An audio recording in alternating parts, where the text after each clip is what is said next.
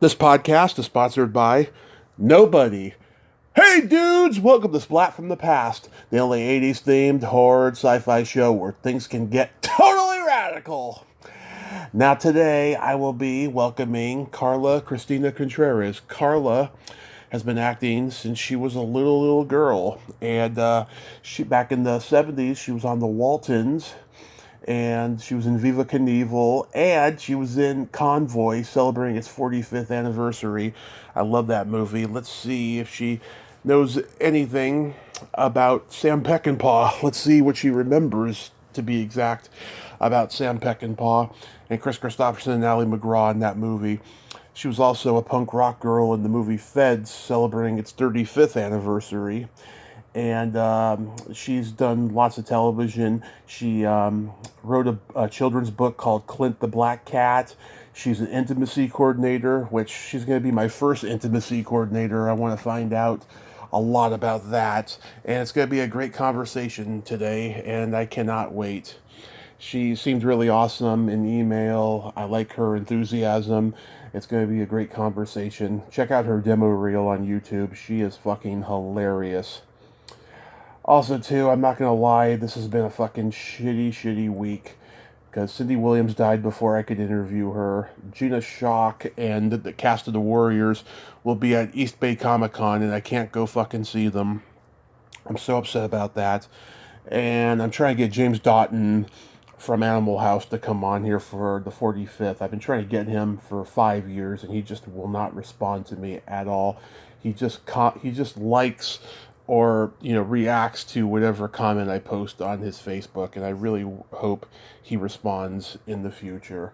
It's been a shitty week, I won't lie, but I'm entitled to have these emotions. I'm so fucking tired of people giving me this right-wing approach of sucking it up and pulling myself up from my bootstraps. I'm gonna fucking cry about this until I'm fucking damn good and ready to stop crying about it. So yeah, here is my interview with Carla Christina Contreras. Hello. Hey, Carla, welcome to the show. How are you today? I am fantastic. How are you? I am just spectacular. This is such a great honor. Thank you for taking the time today. Well, thank you so much for asking me. I am honored myself. So let's go. Yes, absolutely. My pleasure. So, going back in time, I read that your acting journey began at the age of 3. You were doing commercials for Barbie dolls and Tootsie Rolls. And I'm curious, were your parents, were they in the business? My mother was a professional singer. Uh-huh. And my dad was a studio grip. A key grip? So he started out as a grip. In the old days, Yeah. the way that you got into the union was somebody wrote you a letter. Yeah. And so a man named Tom May, my father's name he's no longer living, Armando Contreras. Mm-hmm. And Tommy May was the man who wrote my dad a letter so that he could get into the union. Right. And start working on productions. And that was all the way back in 1960. Wow. And what were some of the shows your dad worked on? In the early years, which was pretty cool being a kid, he worked on Batman. Oh. Yeah. I'm a huge Batman fan. Pardon me? I'm a huge Batman fan. Oh, well, so picture me 5 or 6 years old when he worked on that show on one of the sound stages at 20th Century Fox, and I walk up to the Batmobile, Mm-hmm. and that was it for me. I was like, oh, I like this. Oh. It's never left me. That is so awesome. What were some of the others? The Green Hornet. Oh, nice. And he, my father preferred feature films. Yeah. Because he kind of got bored with episodic. Right. So he did television shows locally. He did Daniel Boone, the Waltons in the 70s. Then he kind of went feature film. And you know what? I'm going to pull up, because I can't remember. I'm actually building his IMDb page by little. When I remember something, I'll be like, oh, I wonder if this credit is out there. And then I'll go out and I'll look. And if it's not there, then I do the research and then I add it. Yeah, one of the things I've learned in the last 6 years, IMDb is never right. There's always stuff missing or stuff there that they must have gotten mixed up with another person with the same name, you know? Oh, yeah, my dad has been credited as Al, Armando, Armand. Yeah. All different credits. And then I most recently got an email from a cinematographer. Currently, I got this email probably about 2 or 3 months ago, wanting to speak with my father about I don't know how to explain this, how the camera maneuvered through a particular scene in a film. And I'm trying to think if the film, it was 1776 or something like that. And so, oh my goodness, I got so emotional when I called the guy and talked to him, and I got really emotional. He probably thought I was a little weird, but I had to let him know my dad was no longer living. But I really appreciated that he reached out to him. Yeah. You were crowned Tiny Tot Miss America at the Hollywood Bowl. That must have been mind-blowing for you. Oh my gosh, you have done your homework. Oh, it's going to get worse from here. Yeah, so 1963. Yeah, I sort of kind of vaguely remember it because I was only 3 at the time. And I remember standing, like they put me up on, like there's like little private areas that are kind of fenced in with like chain link is what I remember seeing. And I'll go back and I'll look at photos or I'll look forward today at photos of the Hollywood Bowl, and they still have these kind of chain link fenced off areas. And I remember my parents putting me like somehow up on the top, and I was standing and my dad was holding me, and they were just, they were so proud because their little girl was the winner or whatever. And my mom did tell me that she said that I was the friendliest little girl. And that I would go up to the other little girls who were crying and say, it's okay, you just have to smile. Yeah. Oh, that is so awesome. Well, at least you did. What's interesting is back in the 60s, like today this would never occur. Yeah. I was in the newspaper for that event, and they actually gave our address. Wow. That's creepy. I know. Wow. Yeah, well, at least you didn't have a John Bonet experience. No, I didn't. And I was my mother entered me into beauty stuff for probably the first 5 years or so. Yeah, I had all sorts of trophies and so forth. And I think about that. I think about, you know what? I was kind of sort of Jean Bonnet, because my mom always used to do this little spit curl on my forehead. She did my hair. But, I mean, gosh, what they do now. Ooh. Yeah. Oh, my God. My birthday is also June 6th. Oh, that's cool. Yeah. I have no filter, but lots of empathy. Same. And one of my best friends here in Nashville, her birthday's the same day. She's 1 year younger than me. Love it. So you were on the Waltons. What do you remember about that? So my dad was key grip on the Waltons, and that started happening the summer of 1971. We had just moved to Seal Beach from Westminster, and my dad asked if I might be interested in going back to work, because I had taken a sabbatical after the Barbie doll thing. Mm-hmm. I just told my mom I wasn't interested, and so she stopped, taking me to auditions and so forth, which, I don't get that, but okay, I was a little kid. Anyway, my dad said, do you want to work again? Because they're looking for, school kids for the Waltons, and you'll get to work probably once or twice a month or something like that. And so they asked the crew if they had children that wanted to be in the show, and I was like, heck yeah. Yeah. So I had to go and get my work permit, which of course my mom would take me downtown, and we'd go to this really seedy government office in an old kind of high-rise, but not real high-rise building downtown Los Angeles. And every 6 months I had to go get a work permit, get permission to work at such a young age. And so I spent a good portion of 11 and a half. Well, no, it was because I was in the first season quite a bit. So that was 1971.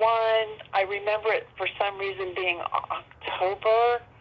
I wasn't in the pilot, but when it started to come out, and then it got picked up, and it was going. And then what happened was, during that time, is Warner Brothers became completely my backyard. Mm-hmm. The studio itself, I could walk around, I could bring friends with me. If I wasn't working and we had a day off, I'd ask one of my friends from school, do you want to hang out and go, see whatever my dad's working on? We can go watch the Waltons. Yeah. We can go see, what was the one with David Carradine? Kung Fu. Kung Fu, yeah, Kung Fu. That, of course, that was later, probably around 75, 76, because I remember hanging out. Warner Brothers had a castle built on the back lot for the movie Lost Horizons. Wow. Excuse me.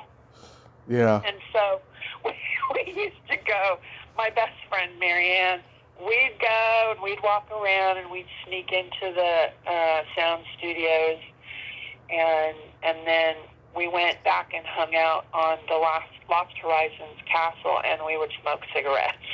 Nice. Yep. To be young again. The Waltons was a lot of fun. It really was, and I kept in contact with several of the characters, the main characters, for years. It's fallen off now, but yeah, I've talked to Judy Norton. Oh, you have? Yeah. We have several friends in common, but I was closer to Mary McDonough and then Richard Thomas, and I've seen him. They come through Nashville from time to time. And John Ritter was on the show at the time. Absolutely. He was the minister. Mm-hmm. Yep. And so I would be in school scenes, church scenes, community scenes, anything, that was related to those especially. And then I had braces. Mm-hmm. So, the director would say to my father, Armando, if you would take those braces off, we want her to talk. And I would just be like, yes, please. And he would say, her mother won't let me. And I'm like, my mother would have done it in a heartbeat. She understood, what I wanted. But then it's funny because recently we were watching the Easter Story, and in the Easter Story, we're watching it on our television today, and as they're panning and we're singing and the sun is rising, I'm sharing John Boy's Missile or whatever, the music, with him, and we're singing, and we froze it on our television today, and you can just see my braces. My mouth was open. Oh, that's funny. Then you were in the crowd in Viva Knievel. Oh yeah, that was I think I was 16 that year. My dad, we traveled to New Mexico for that. We spent the summer in Santa Fe, Albuquerque. We did some crowd stuff. My little brother was a part of that. Allie McGraw, who, very interestingly, it's funny, I arrived on set. My mom flew me in because I had to finish school. And so I hopped a plane and flew into Albuquerque, and then immediately at the hotel, which was more like a motel, I think it was only like a 2-story motel, there was transportation. So my mom was like, well, you can go to set if you want. And I'm like, heck yeah, let's go. So I got on with transportation, and I went to the set, and I walked up, and there was a conversation happening with Allie McGraw, and my father was standing there, and I guess the director and probably the AD. And Allie McGraw was getting a little bit flirty with my dad. Oh. And I was thinking, okay, that's not cool. That's not the wife. So what's funny is, of course, set life, everybody gets really close, and yeah, they flirt around and so forth. Of course, what we're going through today. But what ended up happening is that Allie McGraw, every time a location would switch, and there were a lot of crew kids that were hanging out on set, she would say, all right, you guys, come on, let's go. We're going to the next location. And all the kids would run and get in her Winnebago. And then we'd all just hang out in the Winnebago, and then the Winnebago would, get taken to the next location. And she was really awesome. She was really, really awesome. So if she was flirting with my dad, maybe she was, maybe she wasn't. I don't know, but it was all cool. Well, it's good Steve McQueen wasn't around. Yeah.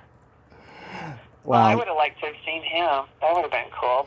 Oh, yeah. Christopherson was there. He was really nice. Oh, wait, you're talking about Convoy. Oh, what were we talking about? Oh, we were talking about Viva Knievel. Viva okay, Knievel. I'm sorry. That was Convoy.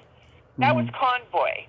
I get them mixed up because there's like 16. Yeah, that was 16. And Viva Knievel happened that year as well, which that was shot in East L.A., in Long Beach, around L.A., because I remember with Evil, we were in the East Los Angeles, it was an arena or a stadium, and they were shooting where Evil was going to jump. I think they were school buses. I'm not sure because there were 2 stadiums that they used. They used one in East Los Angeles, and they also used one in Long Beach. But they had the jump set up in the stadium in East Nashville, East Los Angeles. I've been in Nashville for a while. So they have him all the way at the top of the stadium. If you can picture it going across the longest part of the stadium, he's going to be way up in the nosebleed seats of the stadium. And he's going to get on his Harley Davidson up there, and then he's going to go down the ramp, and then he's going to jump. I don't know if it was school buses or something, I can't remember. And then, finish the jump and keep going. Well, he couldn't get the Harley start. It wouldn't start. And he had a temper. He took the Harley and he threw it over the side. Wow. That's a tough guy. That's a tough guy. Okay. But they had so many Harleys for that shoot, too. Oh, that's crazy. Yeah, what a great cast. Gene Kelly, Lauren Hutton, Red Buttons, Leslie Nielsen, Cameron Mitchell, Frank Gifford, Dabney Coleman before he was famous, Albert Salmi, Gordon Douglas directed. Wow, that's great. Yeah, Yeah, we were in the stadium with all of them. Pretty much almost all of them. Lauren Hutton was there. I don't think she had her toothy thing in that day. She may have come out of her trailer and removed that or something. I didn't know it. I never saw her cover up her gap ever. Wow. Yeah, right. Crazy. Red Buttons, he was always teasing, and he would entertain us in between takes. Mm-hmm. Yeah. Going back to Convoy, you know, when I was a kid, my dad had it on tape. He taped it off of this local UHF station we had in the Bay Area that was based in Sacramento. It was called TV40. And something happened where my dad must have forgot to set the VCR on something because there was fuzz all over the screen. And I still get on his ass about it to this day. Yeah. Oh, yeah. I remember. I mean, I think I had a VHS that I taped over... what's that movie with Vinny Uncle? It's a really well-known movie with Marissa Tomei. I think she won an Academy Award for it. My cousin Vinny. Oh, Marissa. Yeah, the whole VHS thing, and yeah, I never did get to see that movie because I taped over part of that. I guess I should watch that film. Oh, you should. It's one of the best ever. I got to interview Ralph Macchio's buddy in that movie last year for the 30th. That is cool. Yeah, very nice guy, and he had great stories there. Yeah, you should definitely check it out. It is a scream of a movie. And also, lawyers have declared that movie very accurate in terms of the legal system that they go through in the movie. Really? Yeah. Huh. Yeah, I recently on Facebook put a thing out for people to answer, you know, I asked the question, what's the one film that you've watched over and over and over and you still laugh? And that one got mentioned a few times. I'm like, I need to watch that film. Oh, yeah, for me, it's My Cousin Vinny or Animal House or The 40-Year-Old Virgin or Young Frankenstein. I love those movies. They're timeless. But yeah, so like, was your dad a key grip on Convoy? Is that how you got in? I think he was. Let me look right now. They're not, okay, I'm looking at his IMDb page, but it's not, I'm pretty sure he was. Mm-hmm. Convoy. Oh, no, he was best boy. Oh, okay. He was the best boy. Yeah, is there anything you remember about the insanely genius Sam Peckinpah? I remember him being a lot of fun. I remember, I don't know, he just was kind of loosey-goosey, Yeah. it seemed. But one of the things I do remember was watching Chris Christopherson take a shower. Oh, do tell. Well, it was outside. It was a scene where they had this outside shower thing, and I was just standing right there. I was just only a few feet away, and I just thought he was gorgeous. Yeah, he went to the same high school I did. Wow. San Mateo High School. Yep, and he went to a it was like I can't remember what year that was, maybe 77. It was like a bicentennial reunion, and him and Merv Griffin and a bunch of famous people were there. And we had one in 2002. I was going to go to it, and I ended up not. I heard he wasn't at that one, but I thought he was going to be. Yeah, so, you know, it's interesting. When I turned 16, it was time for me to join the union, and my father said no. Huh. He was like, no, I want you to finish school. I want you to go to school. I want you to go to college. I want you to get your education. And it just devastated me. And my mom was like, you know, she kind of held up her hands like, I can't go against that. You know, I know what you desire, but your education is really important. And so when I think it was like $300 to join the union back then. And that was a lot of money in 1976. But he wasn't going to let me do it anyway. I should have said, had I known, let me just join the union at least. So I have it. Would have been cool to get in for $300. Because I had put all my money away for things that I was working on. And everything went into a savings account, so I have the money. But I've lost my train of thought. Where are we going? Oh, I don't know, but I did want to ask, do you remember anything about Burt Young or Ernest Borgnine? Oh, yeah, I did. We sat in the jacuzzi together at that motel in Albuquerque. Nice. And he was making jokes, like inappropriate jokes for a 16-year-old girl. I don't remember verbatim. I just remember coming back to the room and telling my mom, and her just going, oh, yeah, that's not cool. Oh my God. Okay, note to self, I won't tell any jokes to you. Again, hello, a 16-year-old girl in the jacuzzi at night with a bunch of guys from a crew. Yeah. I don't think that happens today. Nothing happens other than, rude jokes. But, it's like, boy, life was really easy back then. Yeah, I'm sure it happened to them too. It probably was a continuation thing, I mean, it certainly happened to me, that's why I tell jokes now, but I don't tell it to fucking kids. No, I don't do that. Exactly. Cassie Yates was so hot. I know she's still out there, but, like, she's not on social media. I wish I could interview her. Do you remember anything about her? Who? Cassie Yates. No. It was her and Madge St. Clair, the black lady. No. No. Yeah.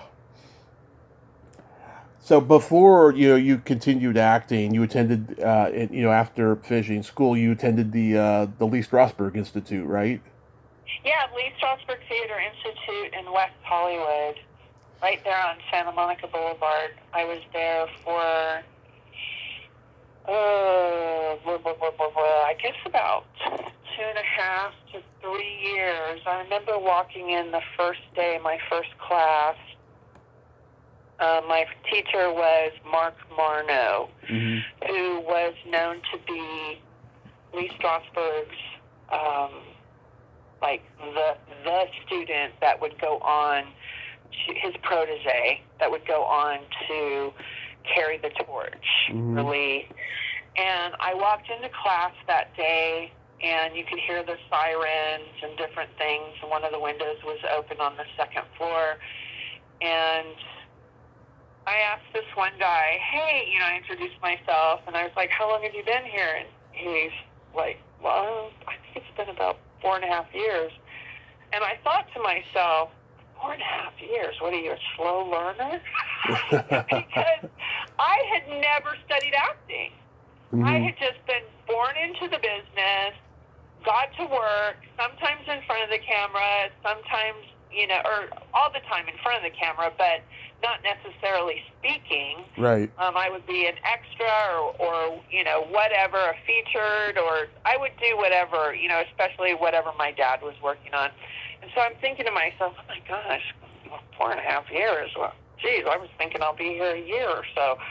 Well, I could have probably stayed, but I started to branch out. But Mark, I remember sitting down, knee to knee, facing each other. Well, do you have any background in method?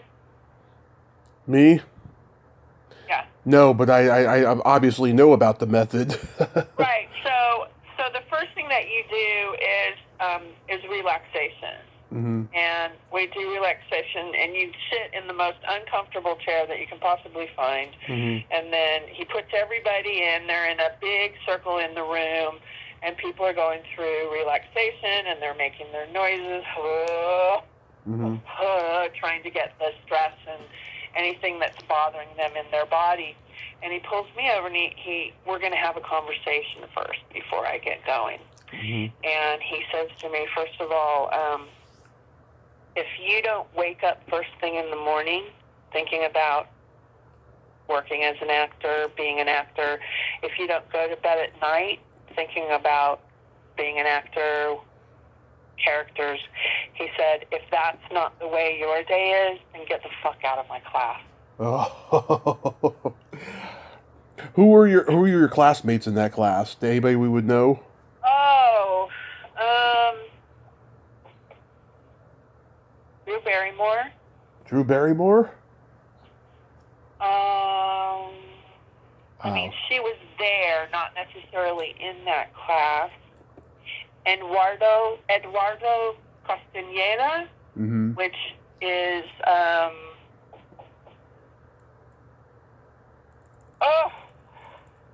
his mother, very famous. She used to hang out in the waiting area. You know her. Anyway, he was in my classes. I know that Adria Petty, who's Tom Petty's daughter, she was there. Not that she got famous, but he was famous. Yeah. Actually, I wish I could remember the name of this beautiful. She's the most beautiful woman to me that I've ever met. Mm-hmm. And then you studied improv with Gary Austin. Yes, Gary Austin. Boy, talk about opening up your instrument. Wow. I'm friends with all the early groundlings. You know, they've told me about him. You know, some of them, you know, had falling out with him and others didn't, you know, but I just love hearing about that amazing time of improv comedy because there was no bounds, you know, there was no money to be made. Everyone was honing their craft and performing in front of non-paying audiences. It was just so awesome, and that time is gone now. I know. And that was probably one... You know what? All the training that I have, all of it is valuable. Yeah. But Gary was definitely a turning point for me where I started to realize that, yes, I did have talent. You know, whereas, I mean, even still today, there is a part of me where I feel sometimes like an imposter. We all feel that way. Yeah, I think we do. I think that's kind of, it just goes around, and I don't know if every person feels that way, but Gary's training just completely opened the instrument, and I was so glad when this girl named Cher Bach, an actress from New York who moved to Nashville, brought him to Nashville, and then I started studying with him, and then a few other coaches out of New York. But there was this one exercise that they did called the 49th Street exercise. And you would just walk back and forth in the studio. You would just start walking and walk and walk. And then once you were ready and you felt moved to go ahead, you would start talking. And then the talking it was like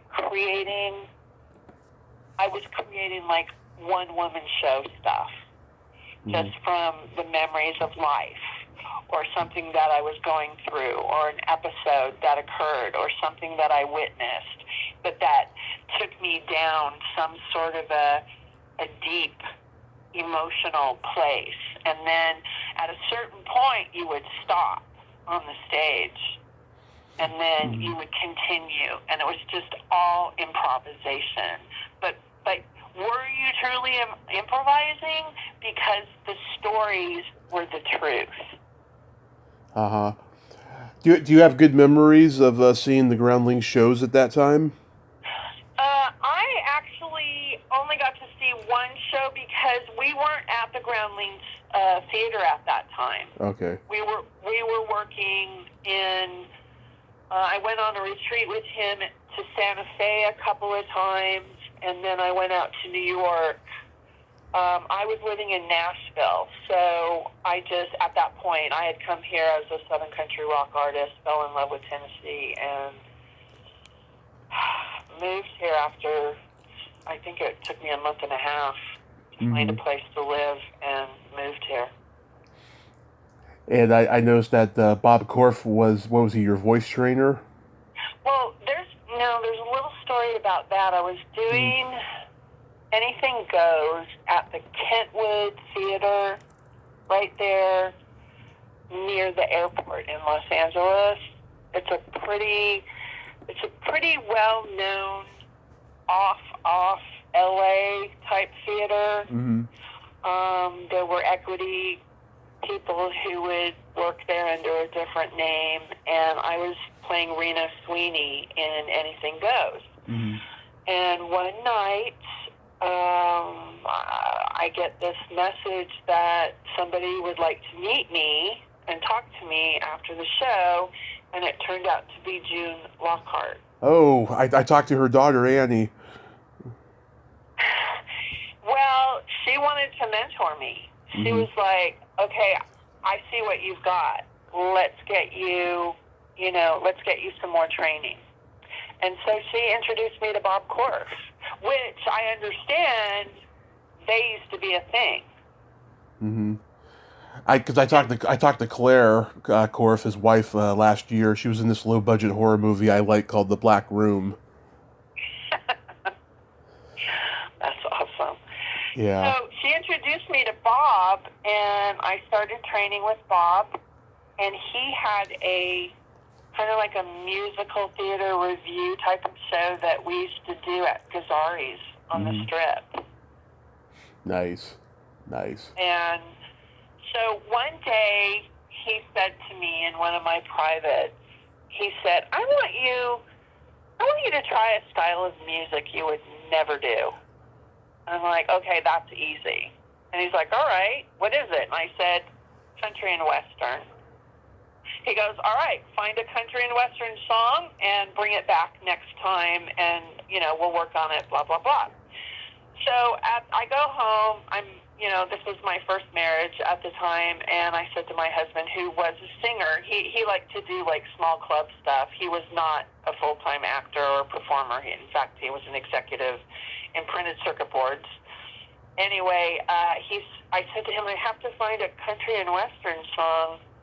And so he's like, okay, hold on, and he starts bringing out all these CDs, and he brings out Jeannie Fricky, and he brings out Roseanne Cash, he brings out Tanya Tucker, Little Reba, and we start playing the CDs, and I'm like, I listen to Roseanne Cash, and I'm like, that's country and western? I'm like, I like that. And then I liked Tanya Tucker. I liked everything that he played for me. So we picked out a Tanya Tucker song, and then we picked out a Roseanne Cash song. Don't ask me what that song was. I don't remember. Yeah. But that was kind of the beginning of the change. And then we did a show at Gazzari's, and I sang one of those songs, and my agent was in the audience that night, Pat Brady, who's still there in LA, and she's now a bigwig in her agency.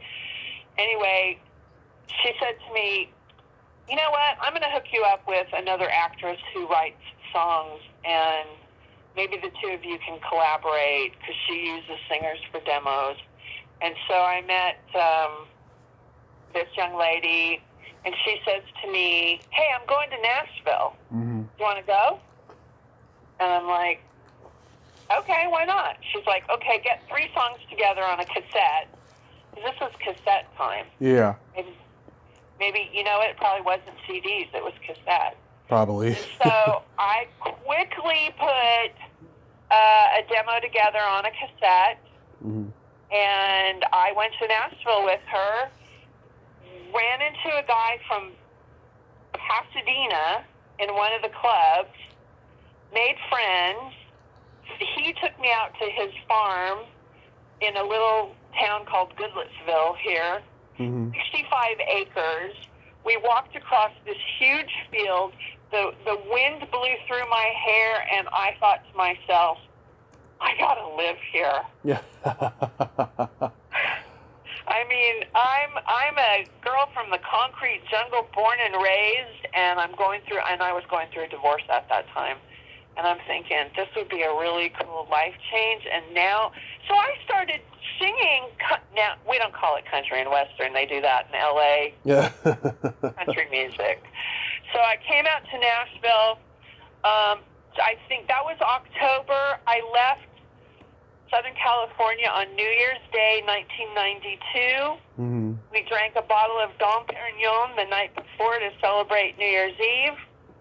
I'd had that bottle waiting to drink it for years. Yeah. And we got in my big U-Haul truck, towing my Toyota Celica convertible, and we crossed the country, my mom, me, my sister, and my cousin, and we were in Nashville and in my little house that the guy from Pasadena had found for me to rent, which I called camping indoors.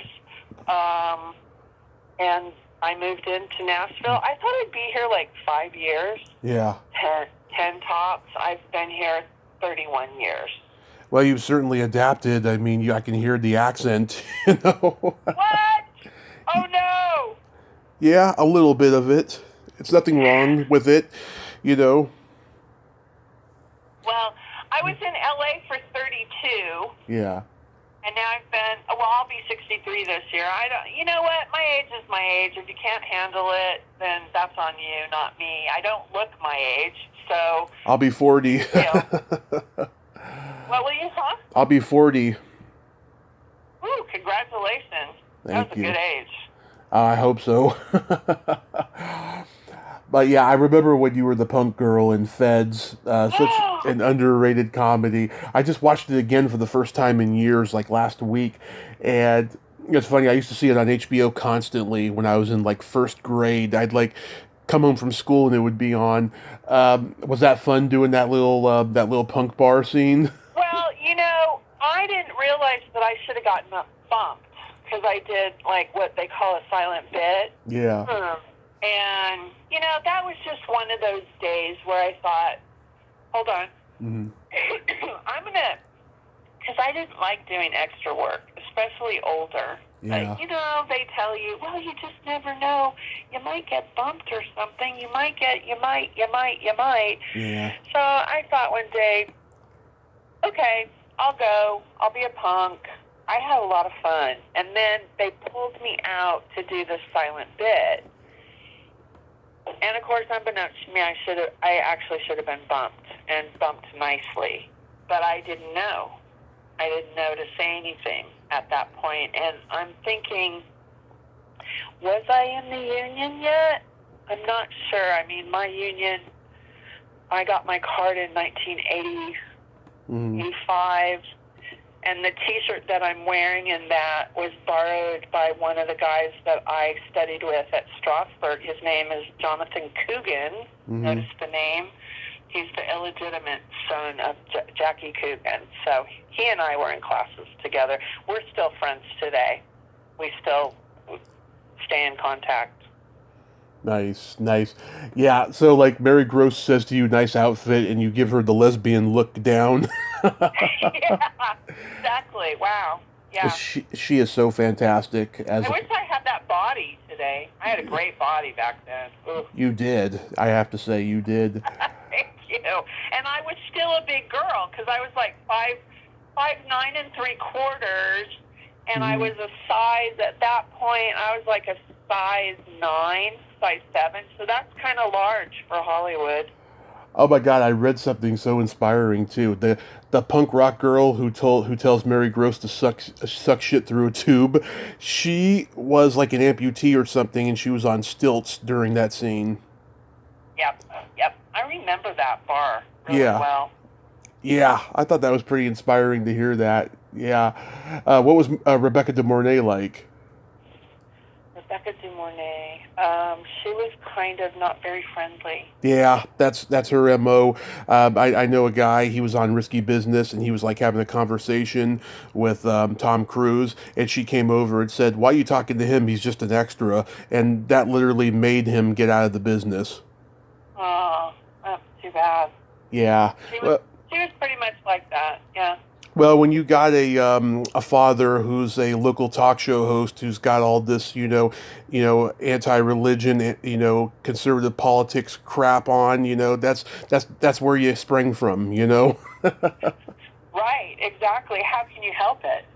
Exactly. You were in the pilot for Life Goes On. I love that show.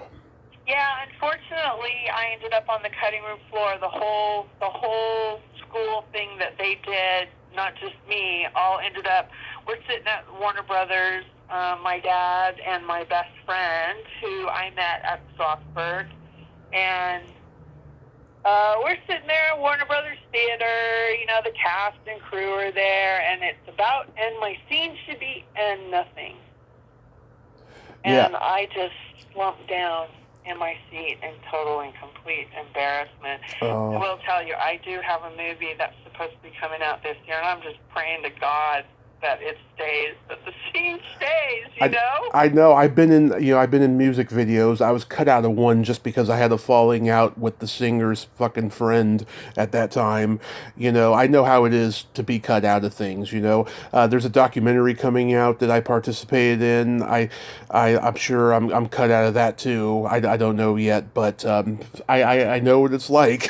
Yeah, I'm hoping that this one, that I won't get cut. I really would like to have this for my reel. It's very unusual. I actually can't talk about it because I had to sign an NDA because there's a really, really big star in it. Okay.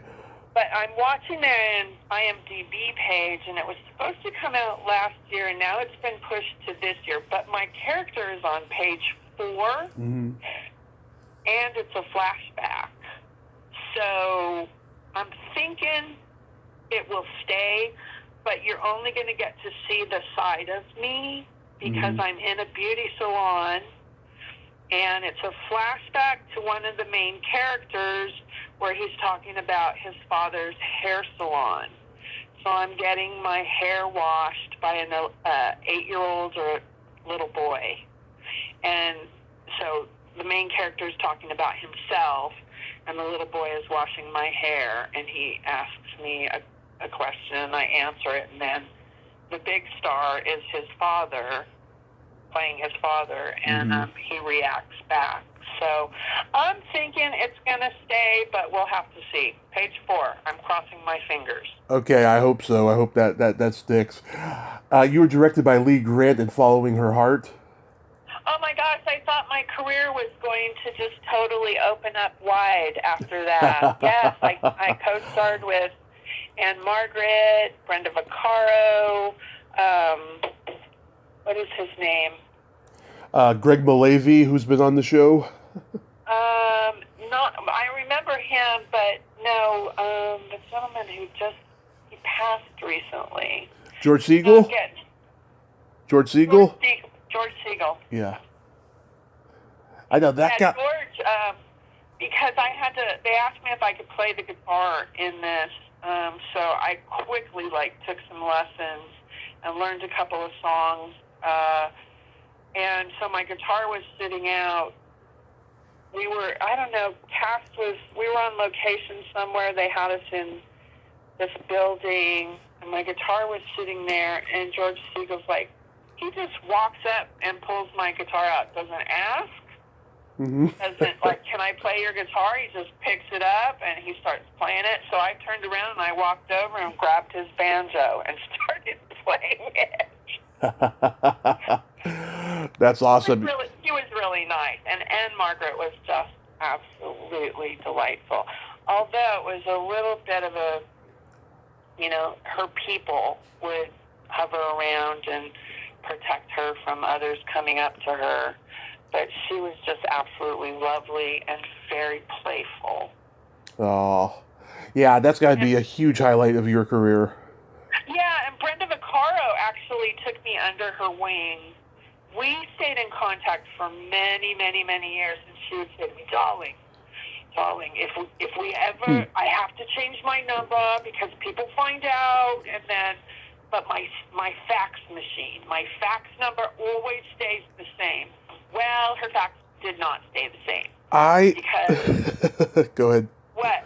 I was going to say, I would love to get her on here. She was Gilbert Gottfried's last guest on his podcast before he died, and she was just like one of the guys, very bawdy, and she was telling great stories and laughing and all that stuff.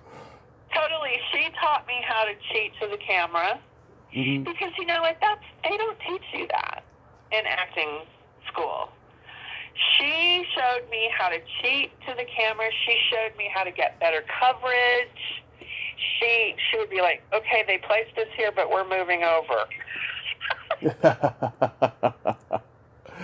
Oh, that's awesome. So, what made you want to write a children's book called Clint the Black Cat?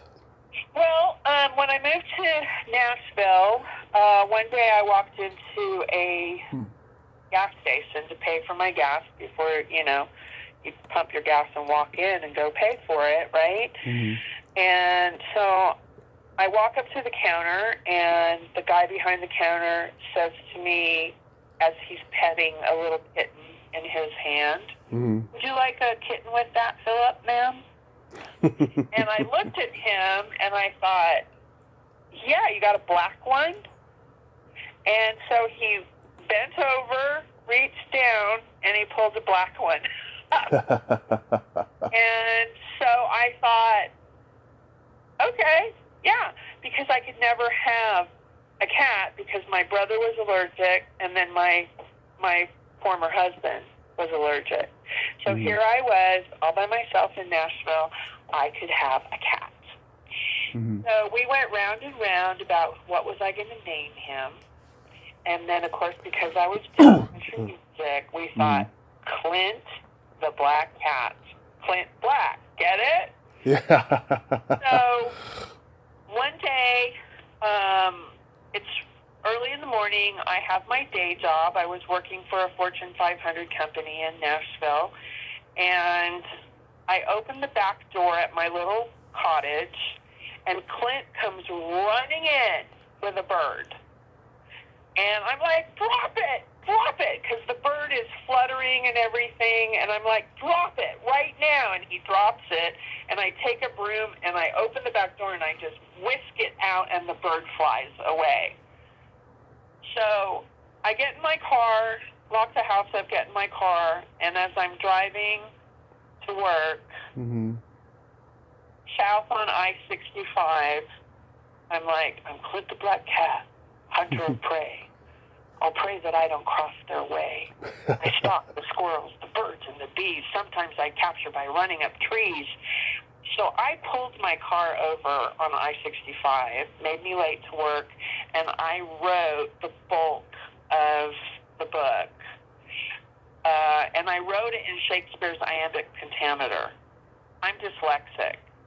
That kind of stuff really helps me. Yeah. And it's really nice because it's in rhyme, so kids can memorize it real easily.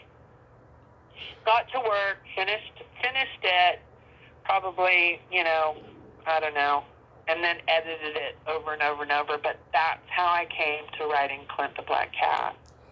Yeah, what's the process for writing a children's book? I can't imagine it being easy. Well, it isn't. Who knew? Because I was writing quite a bit after I got to Nashville. I had started songwriting a little bit, and I was doing a lot of poetry, and I was doing, short stories. When I say short stories, they're usually, one page, because my attention span is only, I see some of these long posts that people do on Facebook, and I'm like, yeah, no, I'm dyslexic, not going there. Make it, give me the bulk of it, right in the beginning, or make it short.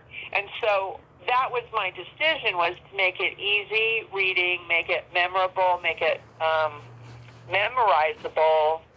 And then I was doing volunteer work at the time. That's something that, when you live in Tennessee, they call it the volunteer state, which I know that has to do with past war, but there also is a huge energy of volunteering and helping people and just giving of yourself and giving of your time and giving of your talents. And so with the company that I was working for, we had a Pencil Pal. We were part of the Pencil Pal Foundation. And one of my volunteer things was to go to our chosen elementary school, and I would go and I would judge spelling bees or science fairs or anything that they were doing. And then I came up with this book, and I came up with the idea to have children illustrate it instead of having, some amazing illustrator. I thought, let's see what we can do here. So I pitched it to the principal, and I I found out that their art department with the elementary school that I was working with back then had a $2,500 budget for the year for over 400 students. Yeah. So I turned around, and she had to split that with the music teacher. I mean, the art teacher was part-time, but so she ended up giving a lot of, resources and so forth, and of course her time and talents to teach all these kids art. So she and I created a curriculum for the kids to be able to do the illustrations for the book. And at first we thought, well, we'll do black and white. We'll have all the kids, each class will pick a page out of the book of text, and then they will do the drawing for that page. And then after that, we did color, and the kids could pick whatever they wanted. Nice. And so I had over 800 drawings to judge to figure out what did I want for my book. So then I put together, and of course I personally supplied all the crayons, all the paper, everything, because they didn't have a budget.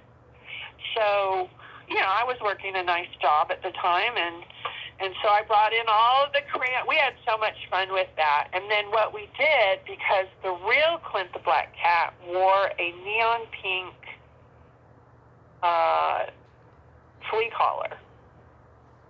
Nice. So what we did is we had them not color in the pink. They would put the collar there, they'd draw it in, but we didn't color in the pink. I don't remember why we did that. I think it was just in case we went black and white. Mm-hmm. And that color ended up being so much more expensive when I printed the book, because I self-published the book, and I still have quite a few books in my garage that I would love for kids to have. Because when kids see my book, and there's a page in the back where they get to do their own drawing of Clint the Black Cat, kids love my book. But you talk about it being hard to break through to publishing companies. And back then, they didn't have JIT printing like they do today, just in time, where you can just print one-offs. No, I printed over 5,000 books. Wow. I sold my 1992 Corvette to fund that project. Nice. Are you going to write any more? I, right now, am prepping to write something completely different. It's a book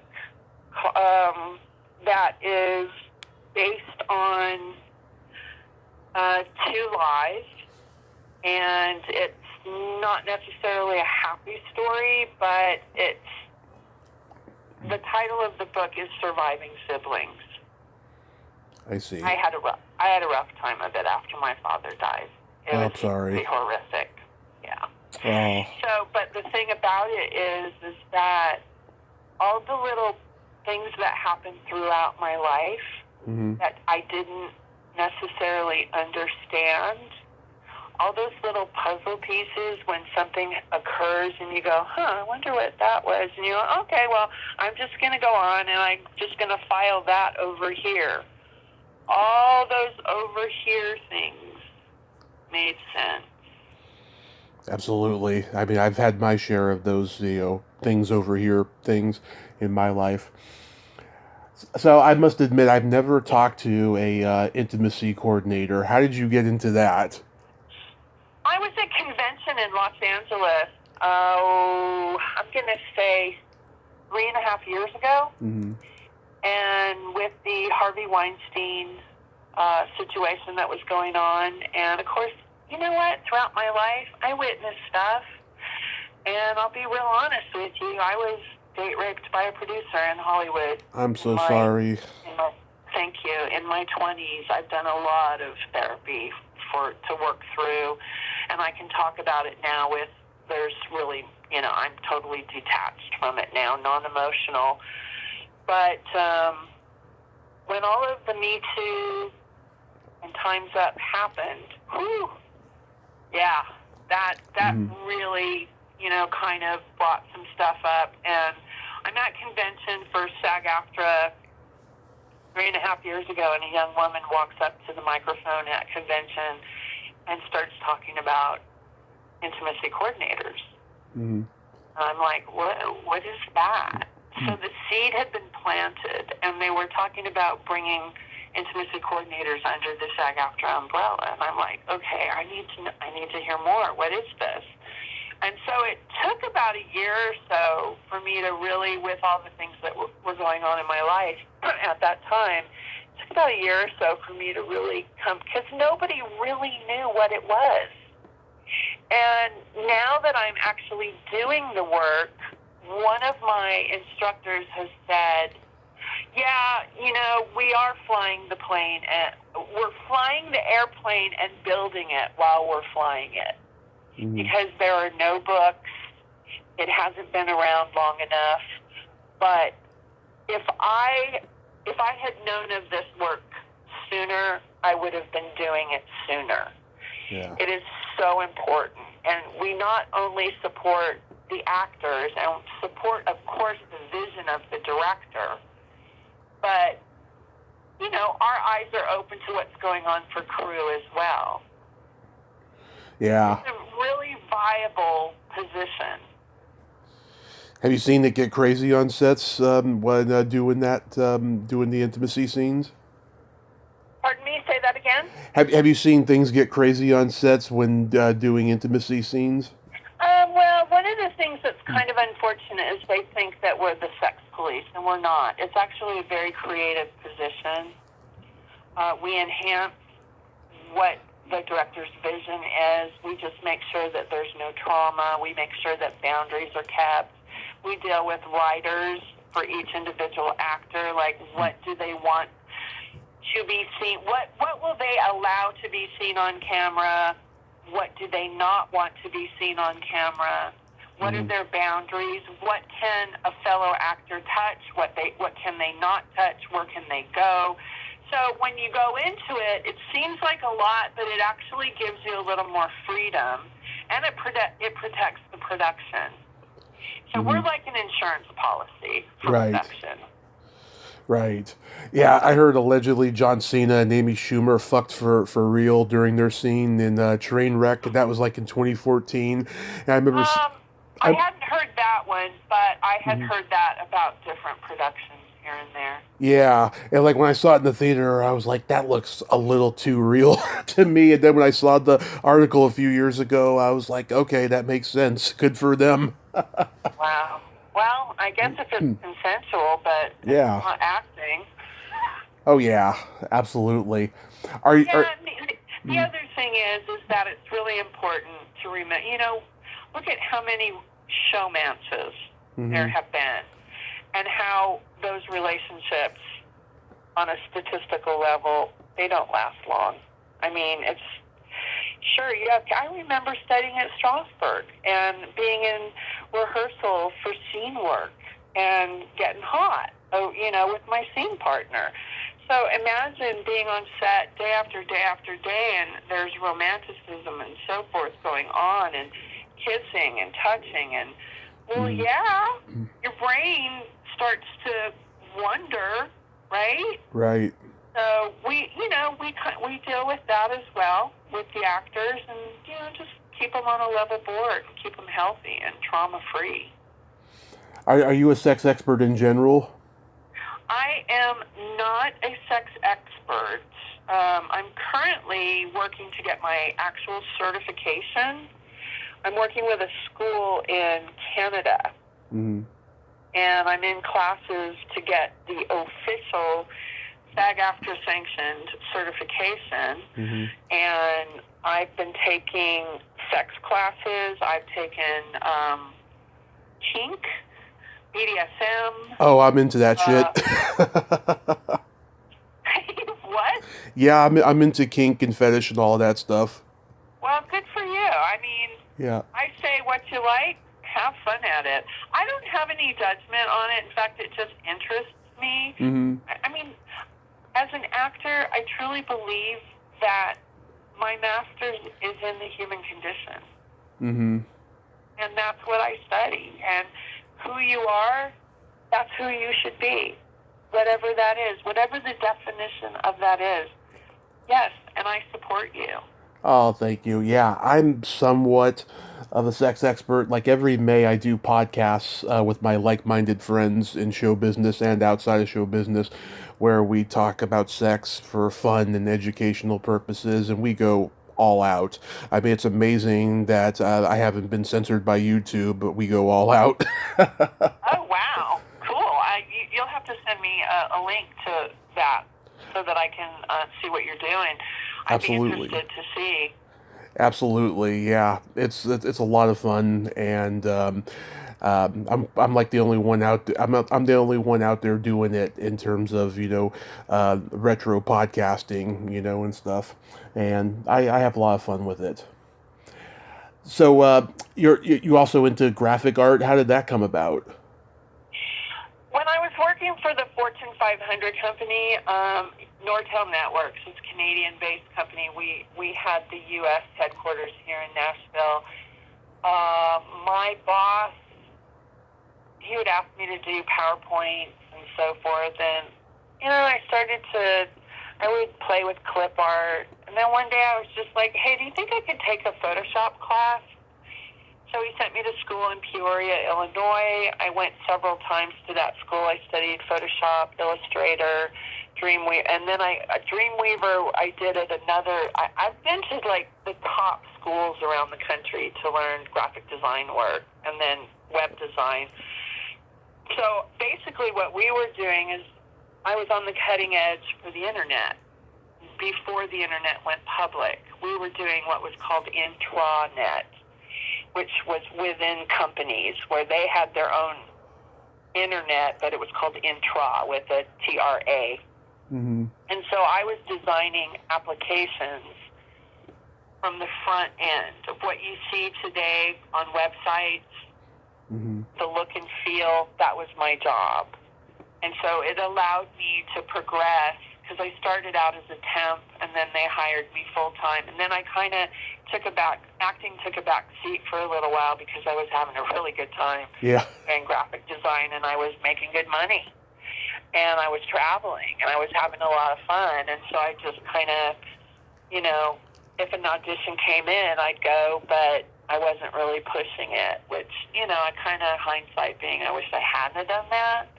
I've had trajectory on my career so many times, and then as I got older, and then you're getting older, and the parts for women are starting to dwindle, and it's just character roles. I'm working on a feature next week, but the week after in Alabama.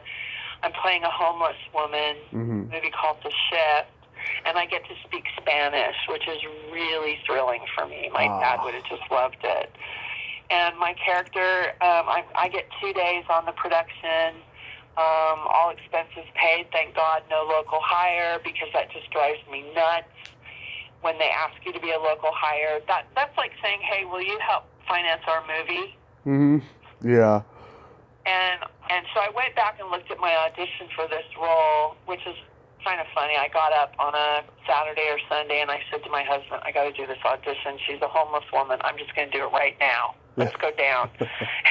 So my hair looks like crap. I'm in my, frumpy nightgown with a cover-up, and I did the audition, and at the very end, you had to say whether you'd be a local hire. And I said, look, I'll be a local hire if you make me, but I'd rather not. And I'd never said that before. Mm-hmm. And so I'm not a local hire. It's fantastic. I watched really I watched your demo reel on YouTube. Oh my God, you are so hilarious. You're really good at comedy. Oh, thank you. You know what? You should see Incognita's Infamous Adventures. It's my best work. And it's comedic. It's all comedic. I'll check it out. Yeah, I was cracking up. Incognita's Infamous Adventures on Amazon Prime. It's a mini-series. There's 4 episodes. The 4 episodes last about 90 minutes or so with credits. Mm-hmm. It is a joyful experience, this little series that is homegrown out of Nashville. It's a musical, and the music is absolutely beautiful. It is so good. And I'm not just saying it because I'm in it. I mean, I've only got one song on the cast recording. Mm-hmm. And we're shooting next season this summer. And I think she's going to give me more than one song in season 2. Love it. Yeah, I've been so lucky to interview so many character actresses that are just so damn funny and good at comedy. Thank you. That's the highest compliment. Thank you so much. Yeah, when I'm watching their demo reels, I'm just laughing out loud. I'm like, oh my God, I'm gonna have a fun conversation with this person. I just love it, And I know a lot of their work already, but I'm curious to see demo reels to see, the whole range and everything.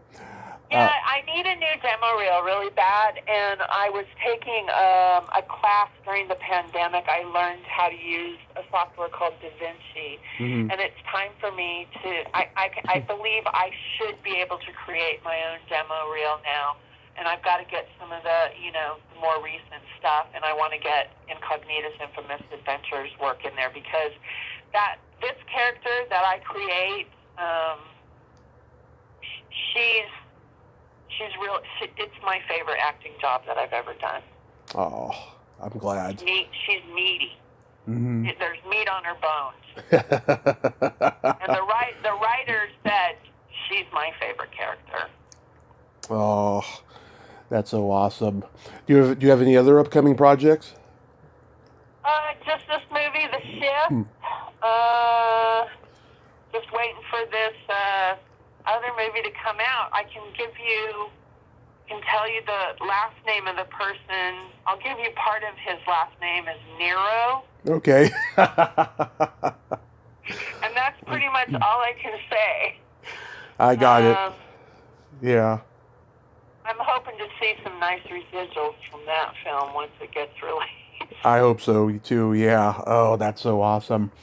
So, real quick, and I just finished doing no one will see this, but I get to do patient simulation locally with Vanderbilt University. Mm-hmm. We just did one this morning. It's a lot of fun because I get to cry, I get to complain, I get to, it's a great workout emotionally. That's so cool. Real quick, let's play my secret silly game. This is a series of silly slumber party questions. No win or lose, it's just pure fun.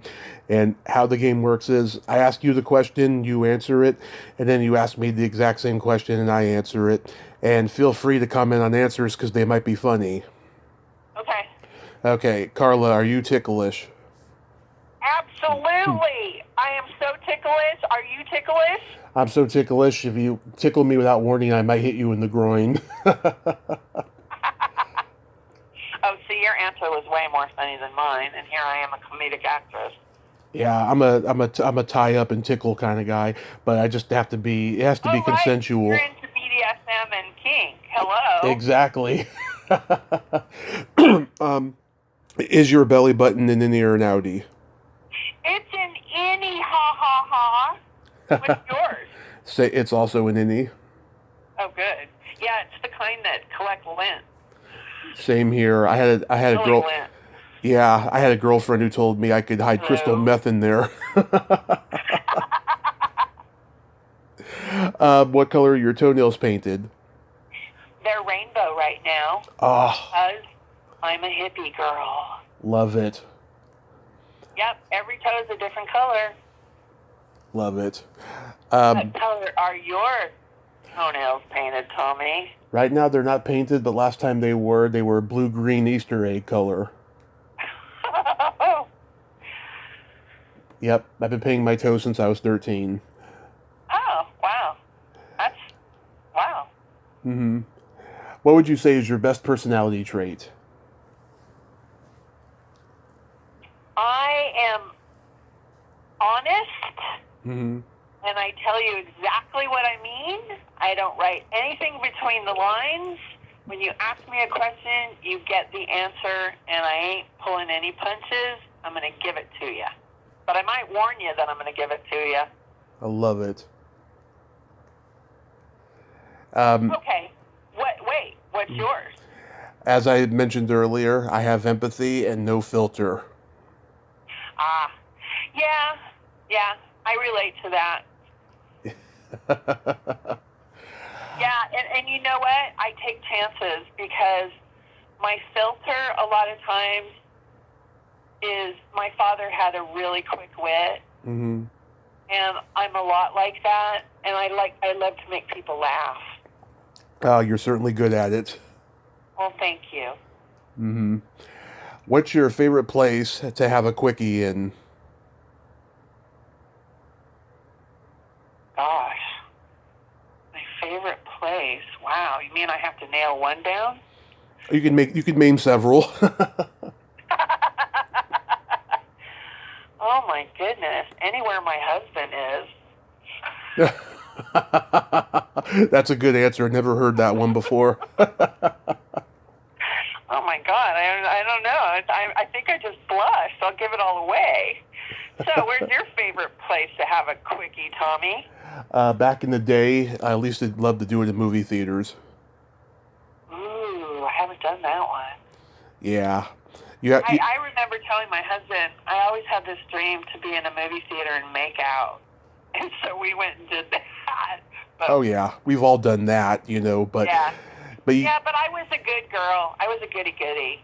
So I had never gotten to do that. So I was like in my 30s when I finally got to do it. yeah, you gotta sit way in the back. Hopefully it's an empty theater and there will be no attention attracted, And then my favorite question is there a stinky smell that just makes you gag?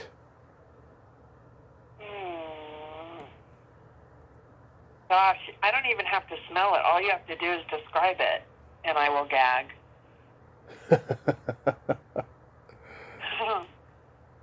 Ooh, yuck. Trying to think. Garbage? Yeah. Well, you know what? I'm really picky about garbage. Like my garbage can in my kitchen doesn't smell. Because anything that has the possibility of smelling, I put in a bag.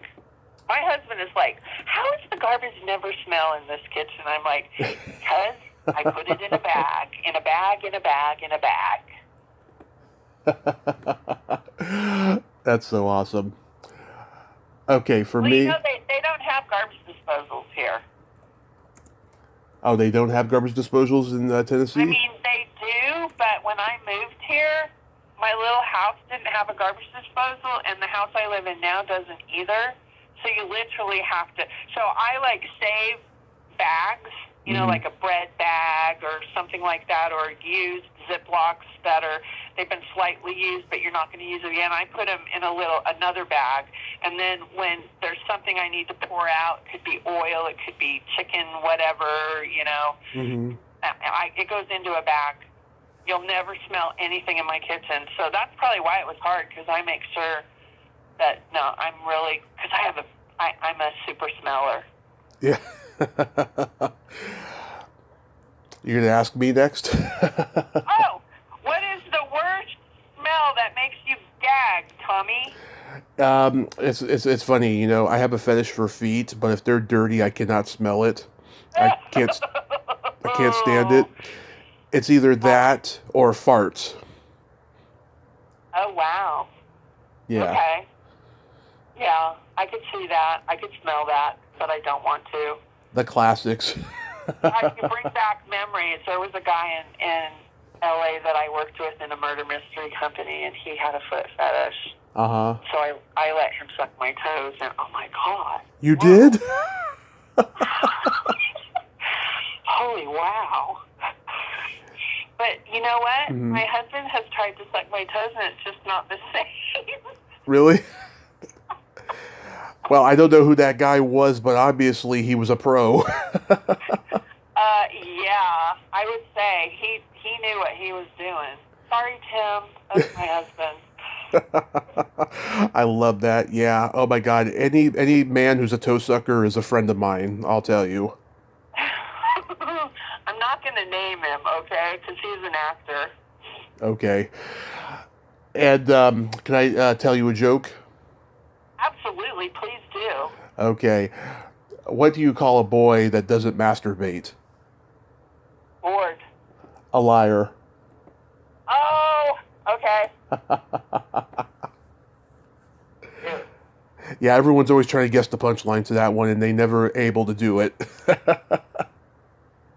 now if I was a guy, do the guys get that? Yeah, they do. Yeah, a liar. Yeah, I can see that. As my husband has told me. Carla, thank you so much for coming on today. You are just a lot of fun, and Tommy, thank you. yes, I love your energy. You have this childlike enthusiasm that is just so infectious, and I hope that movie comes out and it does very well for you. Thank you, thank you. You know, I'm really excited to see who's the star of the shift because it's not listed on IMDb, and I'm like, why are they keeping it a secret? That's what they do. IMDb. They really need new management because they've pissed off so many people. Oh, I know. Well, at least of course, you all know how old I am, but they finally took our age off of there. Oh yeah, there's certain people I noticed their ages are not on there anymore. Yeah. Thank you, friend Drescher. So you have yourself a great day. Be safe out there and keep on being the awesome person that you are. Thank you so much, and I mirror exactly the same sentiment to you, my friend. Thank you, thank you, thank you, thank you, thank you. Have a wonderful day. Thank you, you too. Bye-bye. Well, there you have it. Carla Christina Contreras, ain't she a sweetheart? Oh my God. She is so awesome, and that toe-sucking anecdote was wonderful. Oh God, I wonder who that was. Wonder if it was Stephen Bauer. Maybe it was him. Maybe it was Hart Bachner. It could have been anybody. It has to be a really good-looking guy. Okay, I'm not going to guess anymore. Well, until next time, this is Tommy Throwback Kovac saying there's no shame in living in the past because the present sucks. Later, dudes.